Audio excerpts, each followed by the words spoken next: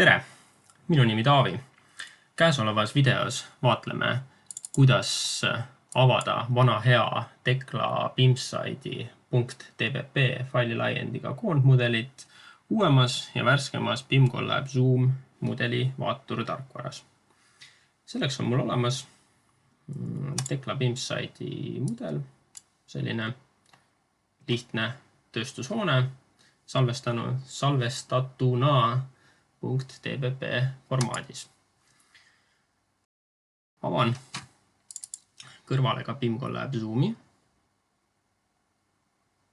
milles alates uuest Zoom 3.2 versioonist on faili all olemas selline rida nagu import ning import Tekla BIM-Site package. Valides .tpp faili ja klõpsates ava, ongi Tekla BIM-Site'i mudel BIM-Collab Zoomi üle kantud ning siit samast on võimalik see salvestada uue PCP koondmudelina. Loodan, et videost oli kasu.